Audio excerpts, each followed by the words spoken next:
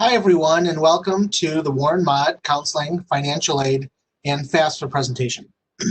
This is the second series in the second week in a series of presentations for College Month at Warren Mott High School. I'm hoping some of you attended last week. If you attended last week, we started talking about your post-secondary plans. So what are your plans for after high school? What are you going to do after high school? Because it's not that far off, believe it or not. We talk a lot about college, and we mentioned last week when we say college, I wanted to reiterate we mean a lot more than just a university. When we say college, it could mean community college. It could mean a trade school where you learn a specific skill so you can go into the workplace. It might mean a university like Oakland or Wayne. It could mean apprenticeships. It's really any learning that takes place after high school. So when we talk about College Month or applying for college, we're talking about all those different opportunities. The reason that we put this week, or this whole month or this week together for you is because a college application process can be a little confusing. We want to make sure that everyone knows how to navigate that process, whether you're going to apply right now, which we're hoping you do, or you're going to wait, or even if 3 years from now you decide you want to apply for something, we want to make sure you have the skill to be able to do so on your own. The two major topics that we covered in the last presentation was submitting a college application and submitting your high school transcript. If you missed that presentation and you want to see it, there's a recording of it, and there's the slideshow on our counseling website, so you can view that. Today we're going to cover the third big topic of College Month, which is applying for financial aid. I just want to review one more time the steps for applying to college. The first is you find a college's application, usually on their website. After you complete that application, then you will send your high school transcript on parchment.com. If the college needs your like SAT scores, you will send that also. And then the two pieces that we're going to talk about today, the last two steps are, you're going to apply for financial aid by completing the FAFSA, which is an application, which I'll talk about at length today, and you'll search for scholarships. And that's what we're going to devote today to. All right. Before we go any farther, though, I have some questions for you. I'm going to open up the poll, and I'm going to ask you 5 different questions. I'm going to ask you about paying for college. I'm going to ask you about if you know what the financial aid application is called, how many times you should apply for financial aid, and what the heck is financial aid. So I'm going to open the poll, and I'm going to give you just a couple minutes to try your best at answering these questions.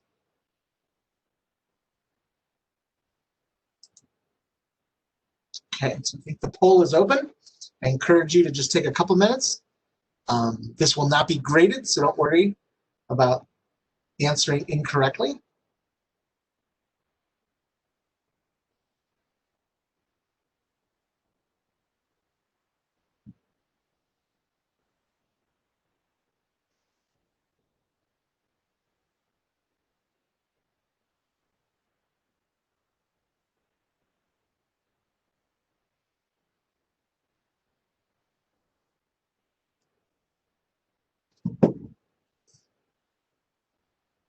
Oh, we see our first answers coming in.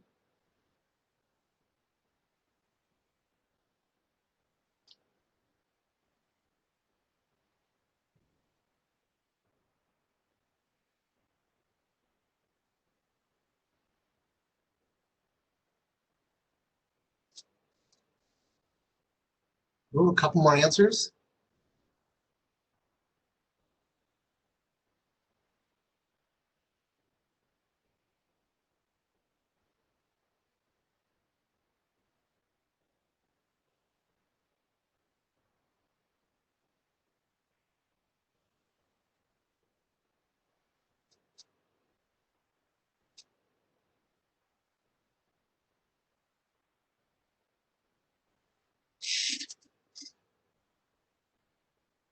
Okay, I think almost everyone's finished. Give it one more second. Looks like there's one person still working. And I am going to go ahead and close the poll right now so we can look at the results. If you didn't take the poll, don't worry. It's not, like I said, it's not graded. So let's see here. Let's go over some of these answers. First off, what are the costs to attend college? Let's see here. The most popular answer was B, tuition, school supplies, food, and transportation. You'll see that a lot of these different answers listed a bunch of different stuff, and really, these are all costs to kind of attending college. Anything you're paying for while you're attending college is a strain on your finances. So even things like, it says like clothes and shoes and pet supplies, those aren't necessarily maybe direct costs, but that is a financial burden on you. So that's gonna make paying tuition even harder. Probably the more direct costs are B, your tuition, which is like you pay for your classes, your school supplies, food, and transportation. Those are definitely the big ones. But I would argue that even something like pizza or pet supplies, that can be a strain on your finances, and that may impact your ability to pay tuition. So those are all kind of costs in some way. See, number 2, how will you pay for college? Now this is a little different for every single person. So let's see here. How will you pay for college? These might be a little out of order than how you answered. But there's a lot of different ways to pay for college, and I really wanted to impress upon you that everyone kind of has a different plan. For some of you, your parents have been saving and they have a lot of money saved away, or they'll have the financial ability over the next 5 years to be paying kind of as you go. But that's not true for everyone. Some of you, I know, you're hoping to earn some scholarships and grants, and we're going to make sure that you know how to do that. That is a great plan. This is kind of my favorite way, because this is money that doesn't belong to you. It's kind of like free money out there waiting for you. So B is kind of my favorite way. Some of you are thinking about taking out student loans. And I know that there's been a lot of talk of student loans in the media over the past several years. Maybe you know someone with like a terrible student loan story where they've been paying on their loans for years and years and years. And that is one way to pay for college. We'll talk about that. Student loans actually don't have to be terrible. If you use student loans wisely and you follow some guidelines, then it can actually really help you. And yes, there are still ways that we can use student loans incorrectly, and they can kind of be a disaster for us if we don't use them correctly. So we'll get into that today. If you have absolutely no idea and you've never discussed this with your parents, that's okay too. Then I'm glad that we brought this up today, and I hope that after the presentation today, you will have a little bit of knowledge, and you'll be able to start and maybe initiate a conversation with your parents. So if you haven't started, it's not too late. Like now is the right time you should start thinking about it. And hopefully we give you some concepts that you can start talking to your parents about even today. And then I had no idea college was going to cost money to me. You know what? That's okay too if you hadn't even thought about college costing money yet. Okay, moving on. What is the name of the financial aid application? The answer is the FAFSA, and it is the letter A here. Free application for federal student aid. The first F is very important. It is a free application. So I want to warn you, if anyone on the internet ever tries to get you to like pay or put a credit card number in or charge you a fee for completing your financial aid application, I'm here to warn you that is not the government application. You don't have to pay for it. It is a free application. So if someone is ever asking you money to complete a financial aid application, then stop what you're doing and kind of reevaluate who you're talking to, because the federal student aid application is a free one. How many times should you complete a FAFSA? So how many times should you apply for student aid, for federal student aid? You should, the answer is C. You should apply for the financial aid. You should fill out the FAFSA before every year you attend college. So right now, you should be filling it out right now for next year attending college. If you're going to go to college for 4 years, you'll fill out the FAFSA 4 times. It took me 5 years to get through college with my internship, so I had to fill out the FAFSA 5 times. You fill it out once before you attend college every year. And 5, what is financial aid?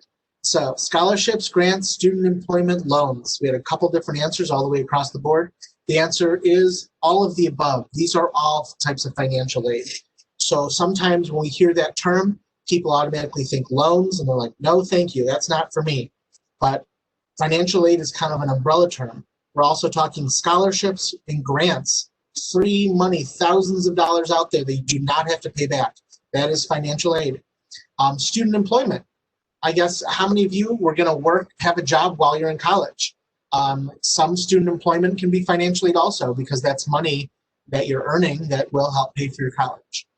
It is not money that you've saved up, it's money you're earning along the way. And we'll talk more about that later. So really, financial aid is all of these.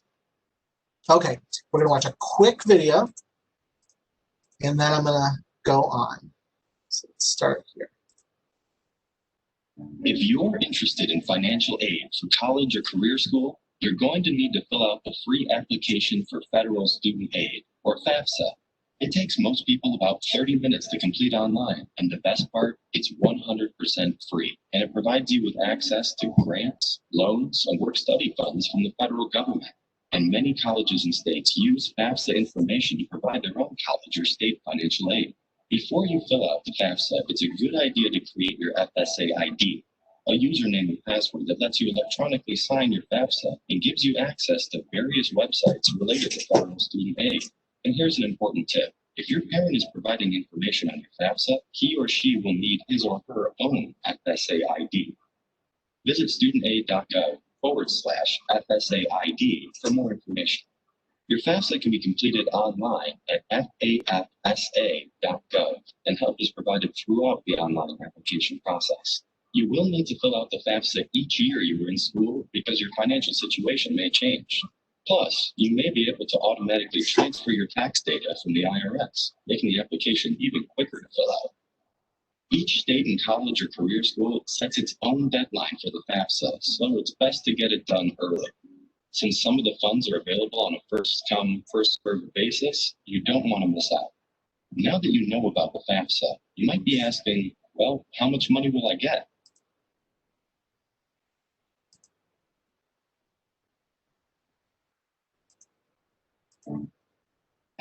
Your college or career school will do the math, and there's a simple formula that they use. First, the college takes your cost of attendance, which is the total amount it will cost you to go to that school. Your cost of attendance will vary from school to school. Then, the college subtracts your expected family contribution, or EFC. Your EFC is based on information provided in your FAFSA and will not change based on the school you attend. However, the EFC is not necessarily the amount of money you have to pay. Basically, your cost of attendance minus your EFC equals your financial need. Your college uses your financial need and other information to determine how much financial aid you can receive. See? Pretty simple. If you have questions or need more information, please visit studentaid.gov.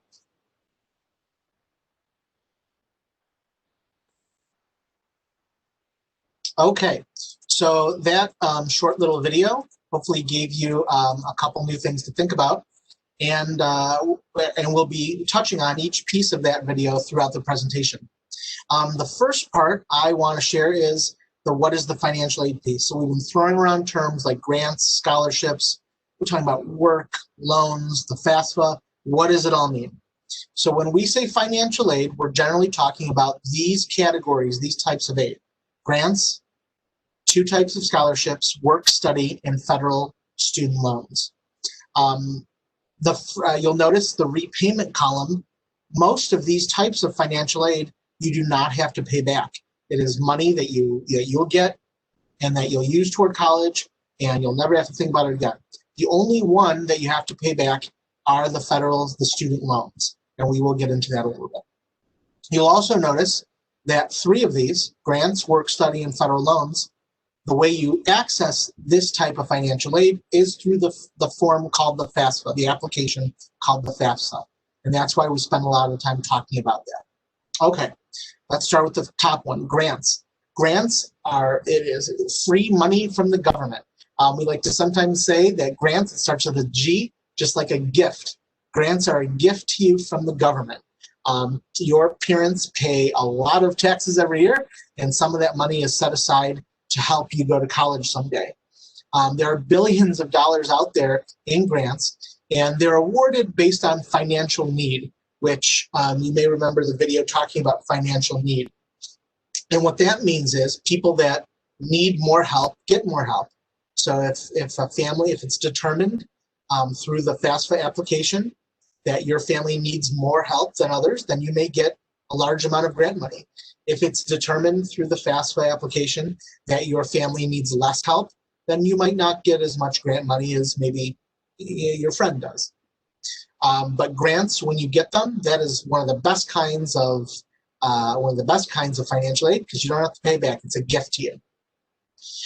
Grants are very similar to scholarships. Scholarships, there's two major categories, and I feel like a lot of students know what a scholarship is because we talk about them a lot. And when we hear I got a scholarship, that's a great thing. It's a very good thing. But you should also feel that way when you hear the word grants. Grants are just as good as scholarships are. Oh, I did want to point out the bottom here, some common grants that our students get at Warren Mott. One is called the Pell Grant.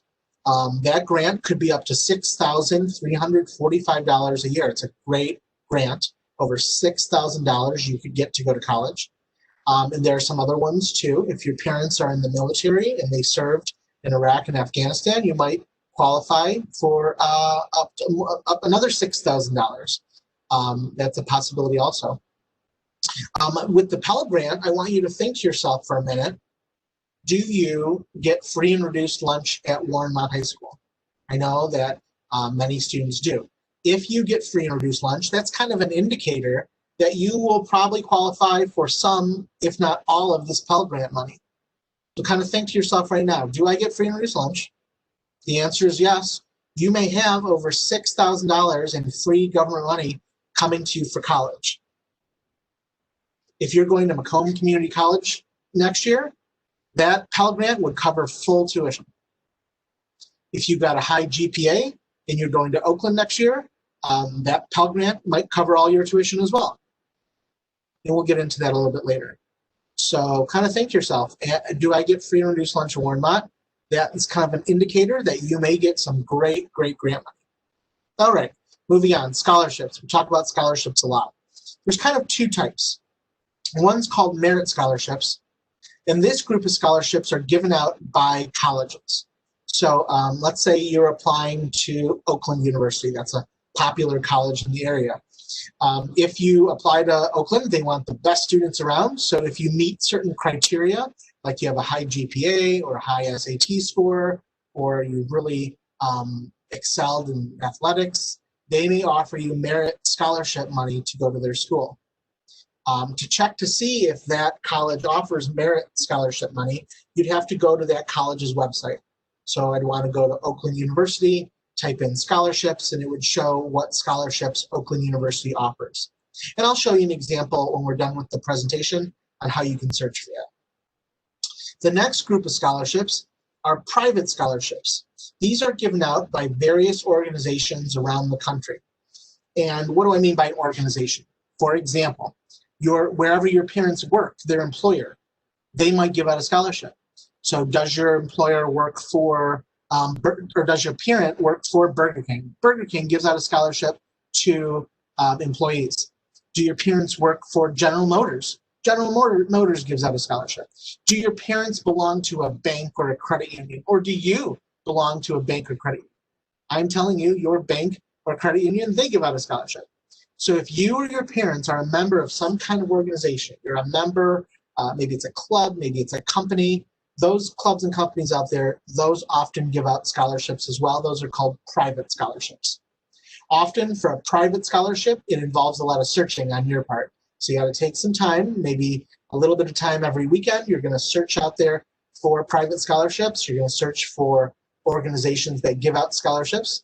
And you usually have to apply and maybe send an essay in, maybe like a personal essay about why you deserve that scholarship. And I'll talk a little bit more about that at the end on where you can start your hunt, your search for private scholarships. We have a lot of leads for you, which we'd like to help you with. So again, there's the merit scholarships that are given out by colleges, and private scholarships, which you kind of have to search for, and they're given out by organizations. There's another group which a lot of students don't know about. It's called work study. This is where, by filling out the FAFSA, you say, I would like to participate in work study. And then what happens is the college, if you get accepted to that college, they will offer you an on-campus job. It can be a lot of things. You can work in the dining hall, you could work in the library, you could work at the front desk, stuff like that. And they pay you a very fair wage. And they're the nice part about a work study job is they're very fair. So if you have to study while you're at work, they let you bring your homework and do your homework while you're working. If you have a test coming up and you need to study and you're not able to go to work, oftentimes they'll work around that. And it's a fair paid campus job. And then when they give you your paycheck at the end of the week, you can put those earnings toward your tuition or toward your transportation. It's kind of up to you on how you want to use those earnings, that paycheck you get from your work study program. But basically, it's a campus job that is offered to you. I suggest that when you're filling out your FAFSA and you're applying for that work study job, everyone should apply for work study. And then later, if they offer you a job and you don't want it, or you don't need it, maybe because you ended up with some cash you didn't know you had and you don't need to work, then you can politely decline the job. But when you're applying for financial aid, I suggest everyone should apply for work study, and at least you can get a job offer, and then you can decide if you want to take it or not. And then the last type of financial aid are federal loans. So by filling out the FAFSA, you will get an offer for taking out a low-interest loan through the federal government. So if at the end of the day you've used scholarship money, you used grant money, and you're still a little short, and you owe maybe a couple $1,000s a year, you just can't pay for it, there's a lot of things people turn to. Some people try to put it on a credit card. Some people try to get a loan through their bank. Those are actually not the best ways to pay for the money you can't afford. The federal government loans are actually the cheapest loans out there. They're the very fair loans, and they also have low interest rates. So it is much better to use a federal loan through the FAFSA than to put your tuition on a credit card or to get a loan through some other loan company. Those loans or that credit card can cost you way more money over the course of several years of going to college than the federal loans. Some other great, remember I said the federal loans are very fair, and what I mean is there's a lot of, they take into consideration that you're in college. So while you're taking out those federal student loans, you won't have to pay them back while you're still in school.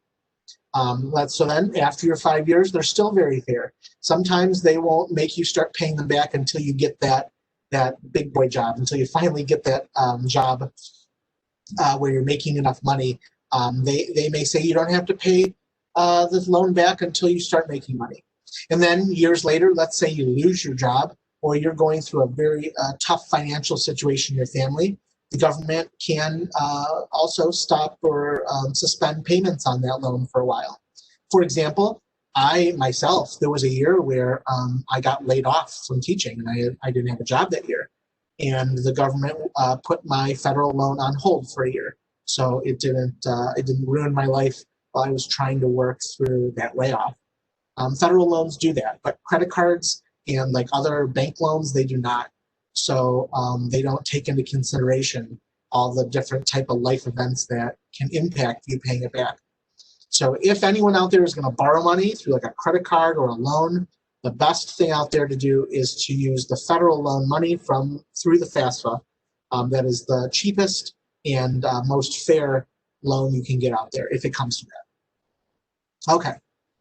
The last thing I wanted to mention was the video talked about financial need, and I just wanted to reiterate kind of what some of those terms meant when they talked about determining your financial need. So grants, work study, and federal loans, these are given out after you fill out the FAFSA, and they're given out on the basis of financial need. So remember I said the form helps determine whether your family has a need or not. And this is the formula they use. So the first is they look at how much it costs to attend that college. So each college puts together kind of like a cost of it. Well, it's called the cost of attendance. It's kind of like a bill, like a sample bill. So if you attend college here this year, it's going to cost you $6,000, or it's going to cost you $13,000 to attend college for a full year. The college will estimate that for you, and they'll give you that amount. So that's the cost of attendance. And then based on how you fill out the FAFSA, you'll end up with a figure that's called the expected family contribution, or the EFC. And that's not exactly how much you're going to pay out of pocket, but that's kind of the result of filling out the FAFSA. They can come up with this number. And then the college takes how much it'll cost to go there. They'll subtract that EFC number that is given to you after you fill out the FAFSA, and they get your financial need. And then the college tries to help you with that part. So for example, if, the one piece I want to point out here, that cost of attendance, that can vary. So for example, there's a college like Macomb Community College. Macomb is going to cost maybe half the tuition that Wayne State might cost. So the cost of attending Macomb is much lower than maybe a university. So if, let's say, you're going to a college that costs $6,000 and your estimated family contribution is $2,000, then your need might be $6,000 minus $2,000, $4,000. So that's kind of how that works. Each college does this figuring for you. You don't have to do this. Each college puts together a letter that has all this facts, all these numbers and figures for you, and they'll give you a breakdown of this. So this is what you'll be looking at to make your financial decisions someday. But kind of getting ahead of ourselves, the first step is applying for this. You have to apply for financial aid before you'll ever see how much money that these colleges are going to give you. And to apply for financial aid, you have to fill out the FAFSA. Now, before we get into the FAFSA, which I'm going to go through each step, I do want to have just a moment to talk to you a little bit about your personal information and keeping your personal information safe. Like why are we even taking the time to talk to you about this? You know this already, but we've got to take some time because it is that important. Your personal information out there, it can be your birthday, your address, certainly your name, and then your the big one, as many of you know, is your social security number. That's like your very, very personal identification number with the government. And what can happen if someone gets that? If someone gets your name, your social security number, and your birthday, they can really make your life difficult. Someone that gets a hold of your social security number and your name and your birthday, they can go out there and rack up all sorts of credit card debt and loan debt, and then you might be held responsible for it. And it can be a huge headache to try to fight that and say, I didn't spend these things. Someone can go out there and take a credit card out in your name and then spend tens of thousands of dollars, and then you get stuck with the bill. And it can ruin your life for a minute there. So that's why we talk about this. We do not want you to have to go through a situation where someone has stolen your identity and they're kind of like making your life difficult. So we have to keep our personal information secure. Yet we have to make sure it's accessible because we do need it. You can't just lock away your social security number and like never look at it and never give it out. Then you'll never be able to get a job. You'll never be able to go to school. There's a lot of things you will need your social security number for. So you do need your personal information. You have to be able to get to it, but it has to stay safe. One place that is not safe, which a lot of people do, they'll write it down and they'll keep it like in their wallet or in their purse. That is not a good idea. All it takes is your purse or wallet getting stolen or you forgetting it somewhere. And next thing you know, your identity could be stolen. So we have to go a little bit more secure than just writing it down and keeping it with us. We have to really try a little harder than that. So one of the first things we should do is kind of ask ourselves, every time we go to provide that information, we have to ask ourselves, who's asking for this? And do they really need to know? So, for example, I'm going to buy something from the store, and the store says, I need your social security number. Well, that doesn't sound right. Why on earth would they need that? And you should question that. Like, why do you need that from me? If someone over the phone ever asks for your social security number or your birthday, you should question it and say, what? Wait, hold on. Why should I give you this information over the phone? If someone you don't know online, like through a chat, asks you, you really got to slow down and ask them, like, stop the conversation and say, no, I don't want to provide that until you explain a little bit more. You really shouldn't be giving it face-to-face to people or over the phone or in a chat. That you really got to question that. Now, if it's something to do with the government, like you're paying your taxes every year, well, that's legitimate. We all pay taxes, you know that. If it's about applying for federal financial aid, where the government's going to be giving you money, well, yeah, that's legitimate. The government is giving you money. If you're trying to buy a house and you have to go to the bank and get a loan for your house, that's legitimate. You know that. If you yourself are actually applying for a credit card someday, yes, they will need your social security number. That's important. So you really use your brain, kind of stop for a minute, think, why are they asking me for this? And do they really need to know? As we get into using your social security number online at certain websites, we want to make sure you take a minute and actually check the website you're at. I'm going to give you a little example. There's a website that we'll talk about often where you will be putting your social security number in. It is FAFSA.gov, FAFSA.gov.gov. That .gov means it's a United States government website. So that's like legitimate, right? However, there's another website out there called FAFSA.com. It's so similar. It's FAFSA.com. Sounds very similar. But that .com means it's not the federal government's website. It's not the United States government. It's like a private business website.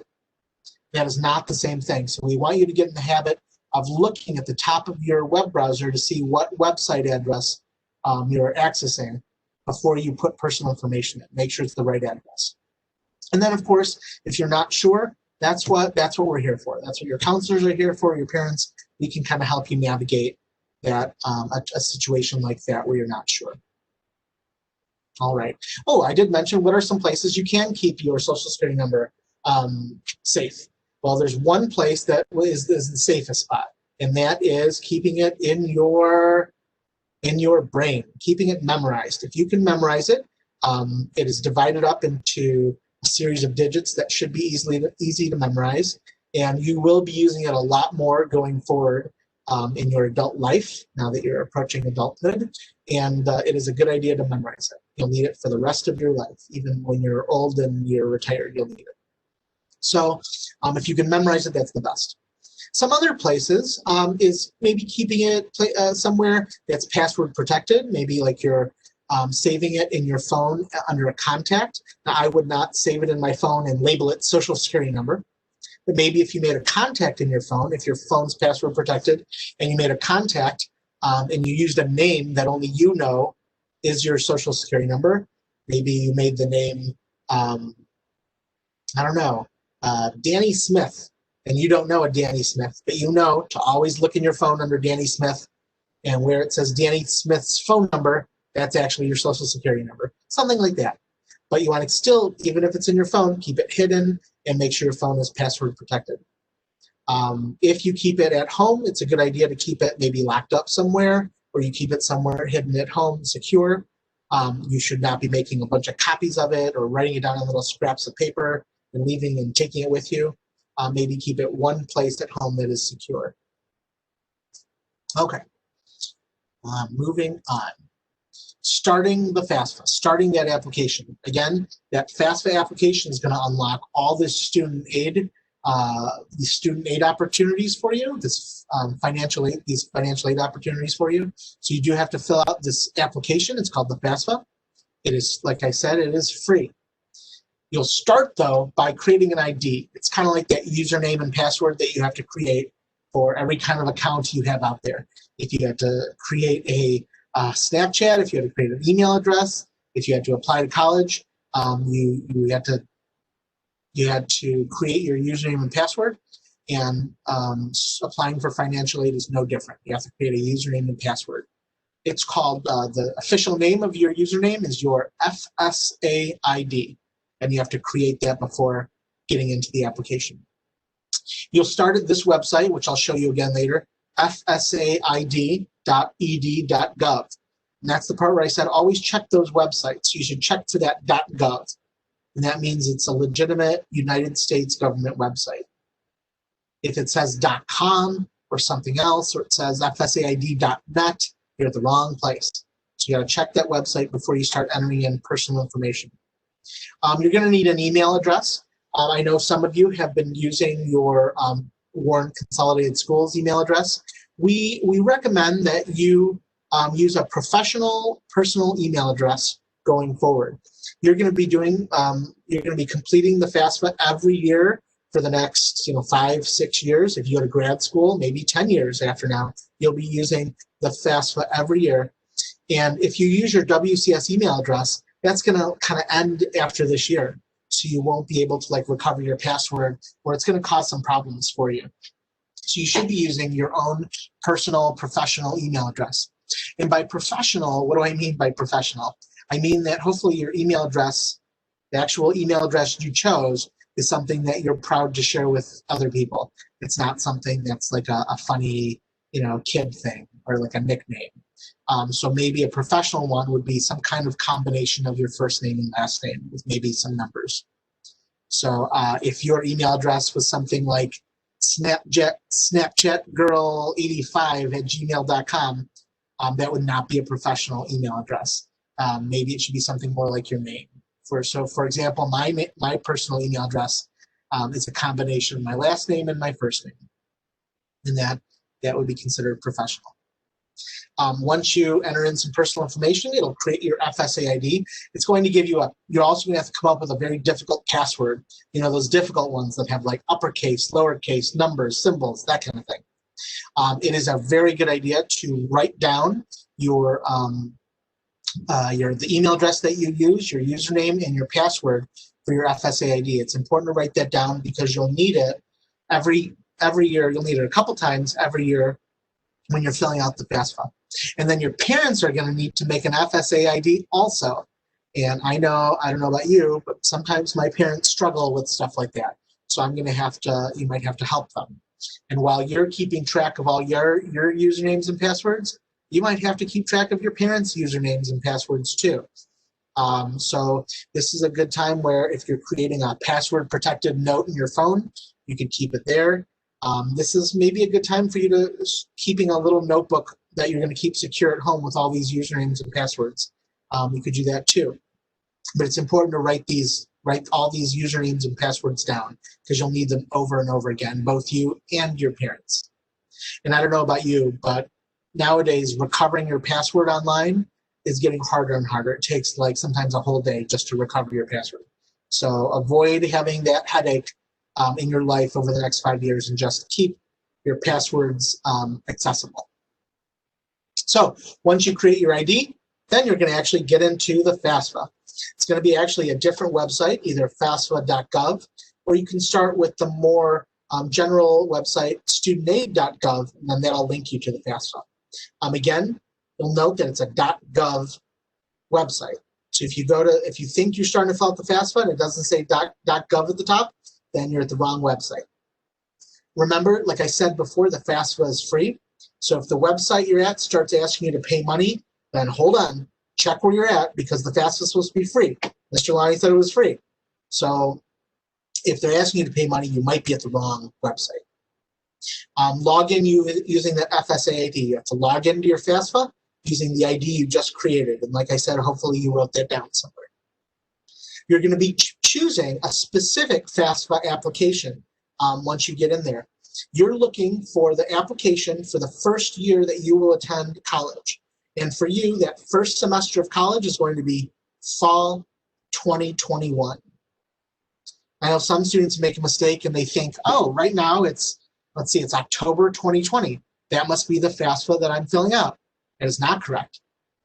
You're filling out the FAFSA for your first year of college, which will be like a year from now. And that's fall 2021. So you want to choose the right FAFSA. And then it'll also ask you to create a temporary save key or a temporary password. And you'll want to write that down too. It's just a temporary password, so while you're in the middle of filling out your FAFSA, you can go back very easily. Okay, once you log in, you'll start completing the FAFSA. There are, excuse me, there are about 6 different parts of the FAFSA. A lot of it will involve your personal information. It'll involve financial information from you and your parents. It'll actually look at financial information from like a year ago. So we're filling it out right now. It's going to ask for your 2019 financial information. That information we usually find on our tax forms that we completed earlier last year or earlier in the year. It's easier nowadays. You can actually link your tax information right to the FAFSA, and it'll import all that information. Some of your parents may keep all their tax information like in paper packets, kind of like filed away. You could use that. Or like I said, you can just link your FAFSA to your tax information online, and it'll import all the facts and figures. You'll need financial information.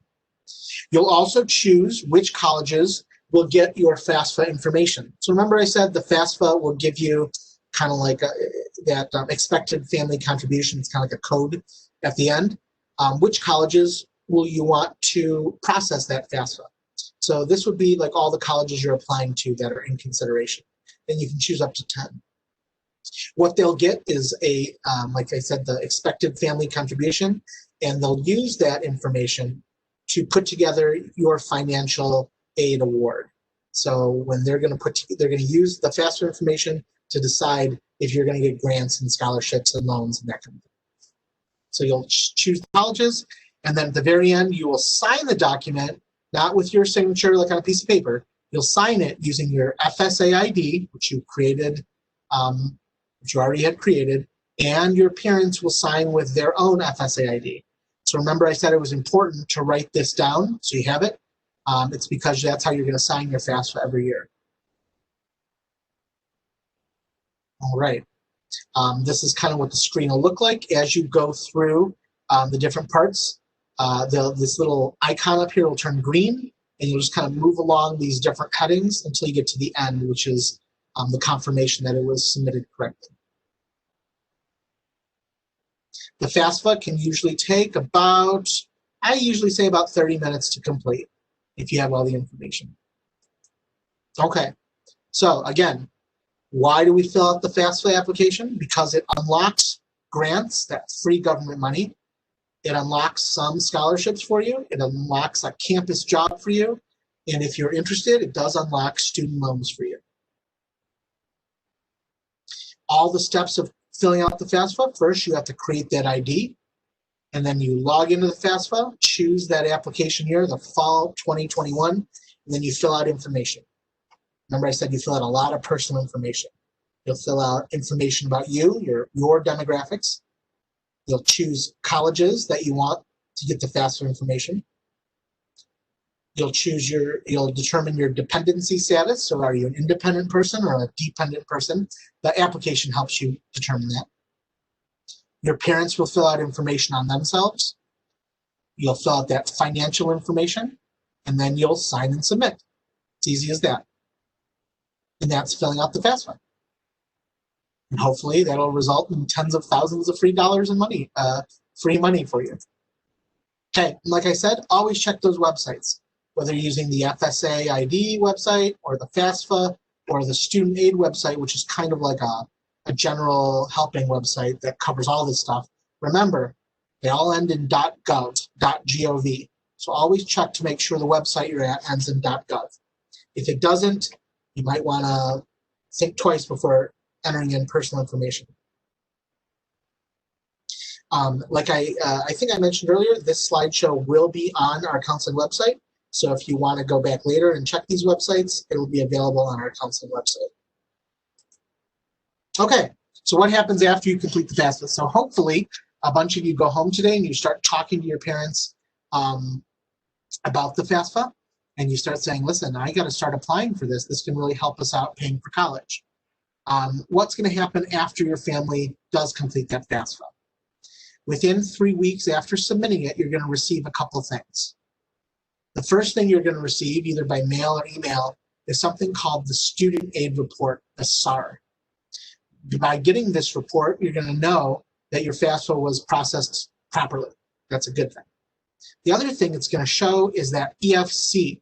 It's going to be like a number, like a rating number, which we talked about earlier. This does not equal like the dollar amount you're going to have to pay for college. In fact, it doesn't even have a dollar sign in front of it. It's just like it's a series of numbers.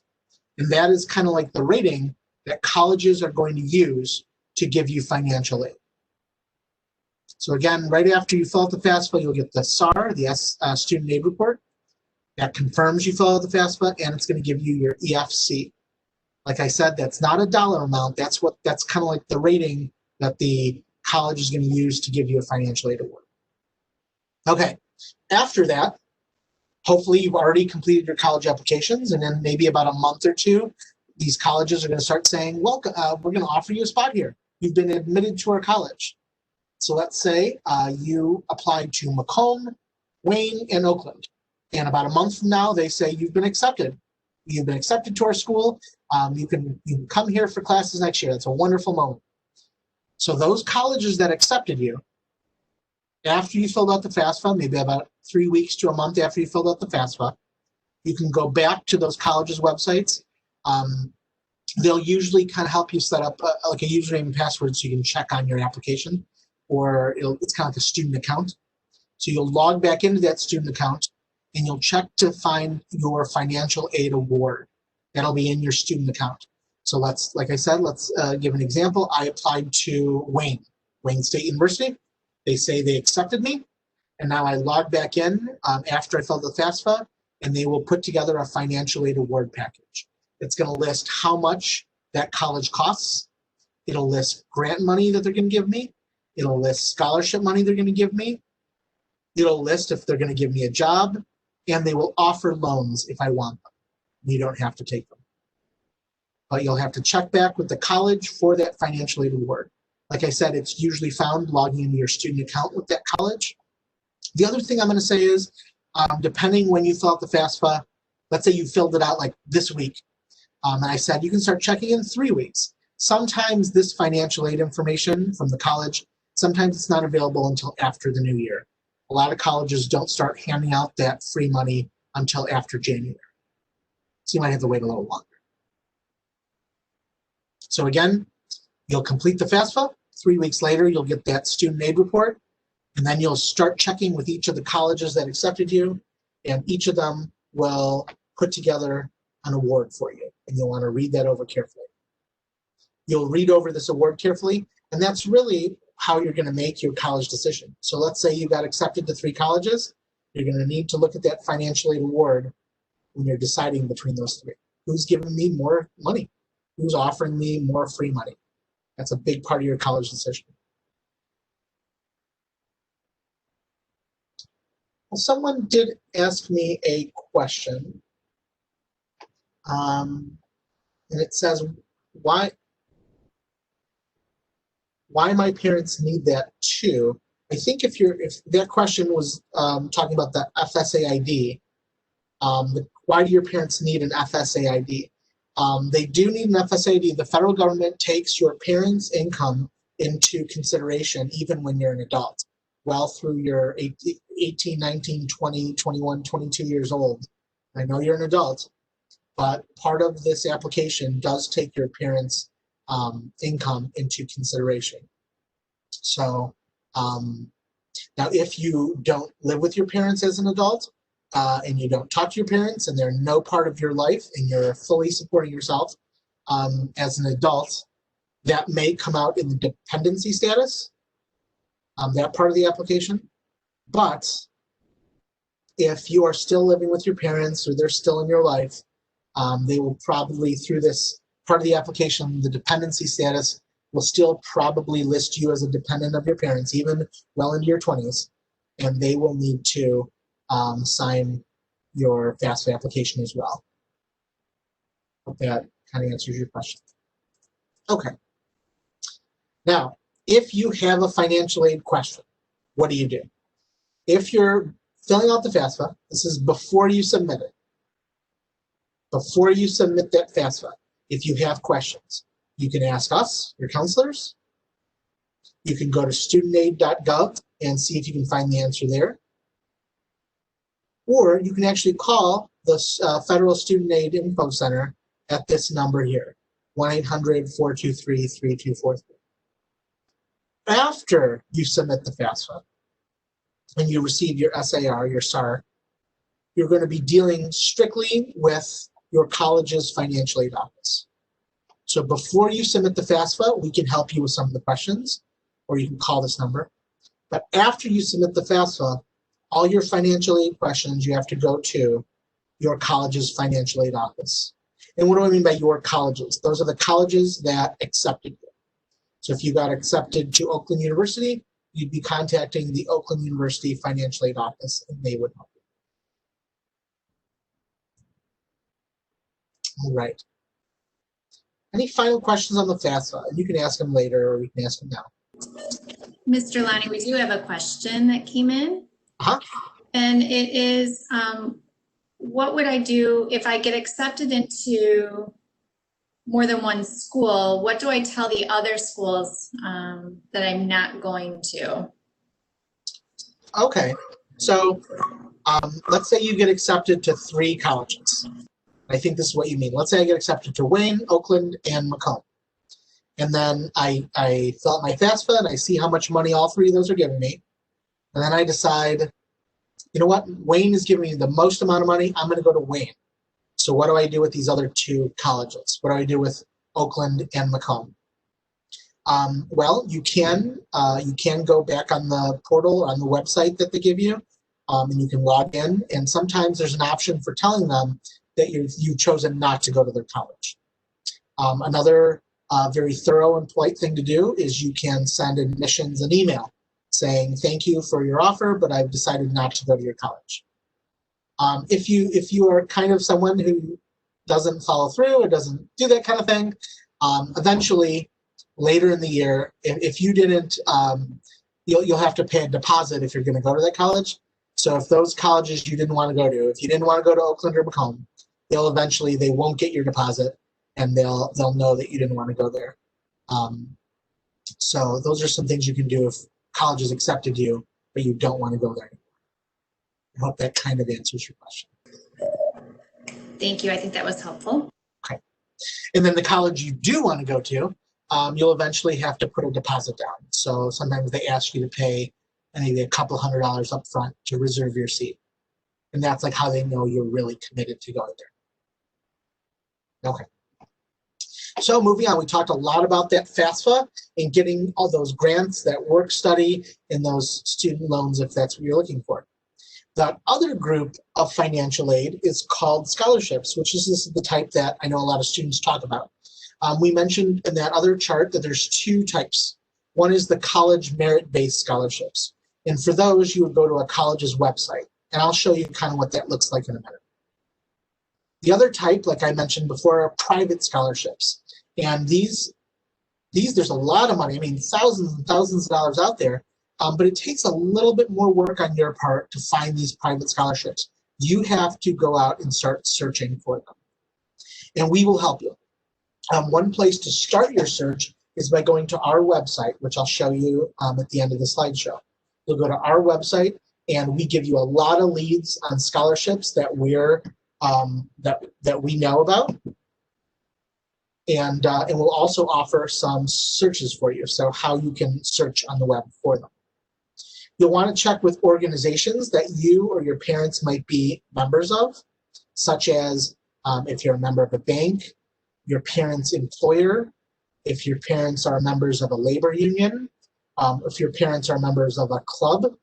I had a friend in high school, and she was German, and her parents were part of a German club, and the German club offered scholarships. So if you're part of some kind of club, there's also like the Lions Club, if you've ever heard of that, like an adult service organization, your parents might be members.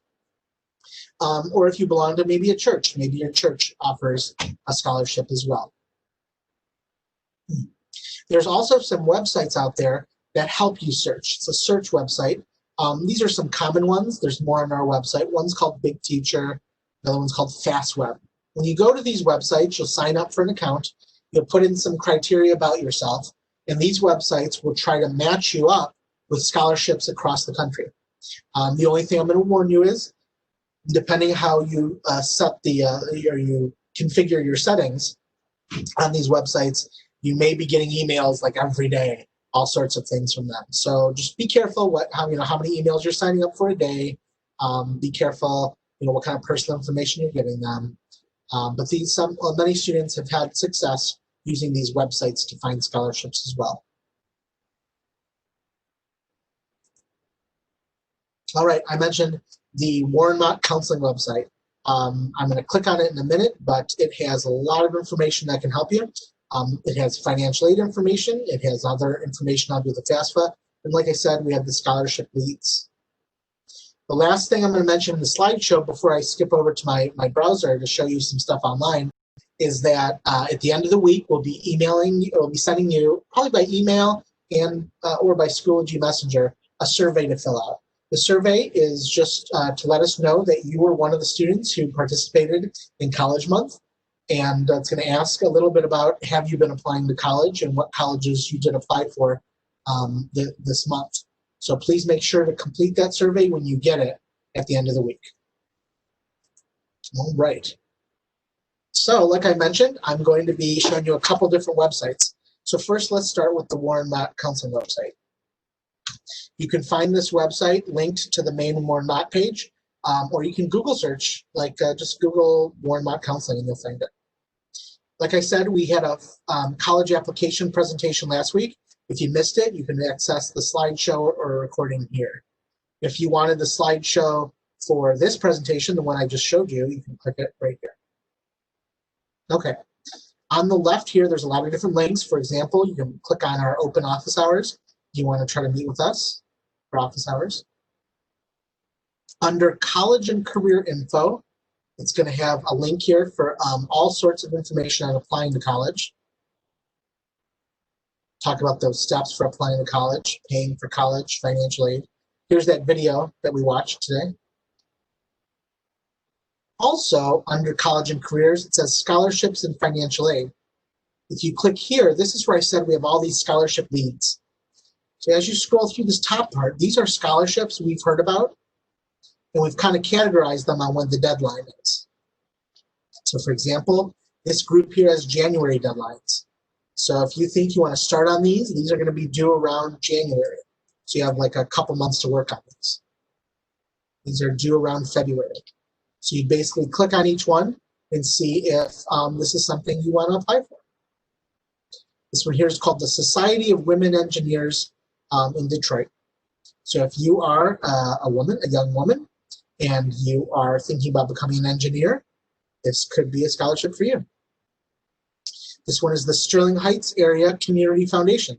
So if you live in Sterling Heights, this could be a scholarship for you. Oh, this is a very popular one. This is the AAA Safety Patrol Scholarship. So if you think back when you were in elementary school, were you a safety patrol member? Did you help the younger kids cross the street, get that bright orange sash? If you did, you can apply for a scholarship for doing that. Right here. Oh, no, there's not a second. So I encourage you to look it over. These here are the college websites. Remember I said that you'll check with a college website to see what kind of merit scholarships they give. So for example, I'm going to click on the Eastern Michigan University. And this explains the merit scholarships that Eastern gives. You kind of go through here and you click around. You'd be looking for a freshman scholarship. So again, you can get scholarships from private websites like these up here, private organizations, or you can get scholarships directly from the college you're going to go to. Okay, I mentioned that there's scholarship searches out there. Here's a list of scholarship searches. I mentioned that FastWeb was a popular one. If you want to sign up on this website, it can start a scholarship search for you. And then there's that video at the bottom. There's also some unique scholarships out there, some fun and unique ones, if you want to look. If you see here, there's always some fun ones. So for example, if you are someone who is short in stature, if your height is under 4 feet 10 inches, then you can apply for the Bill Barty Foundation Scholarship. There's a lot of fun ones out here. If you really like Dr. Pepper, you can apply for the Dr. Pepper Scholarship.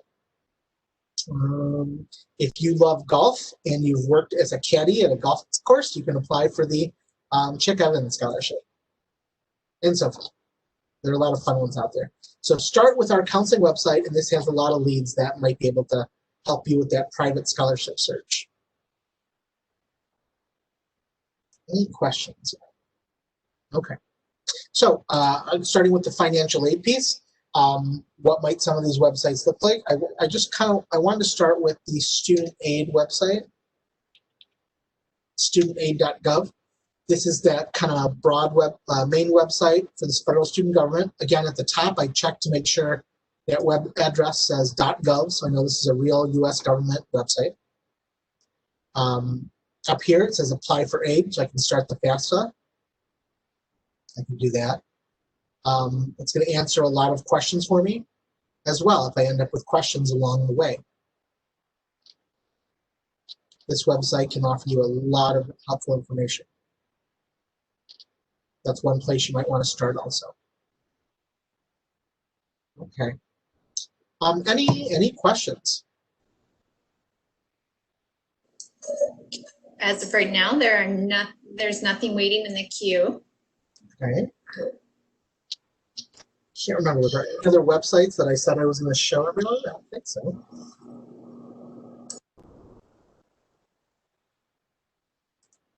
I'm going to stop sharing my screen.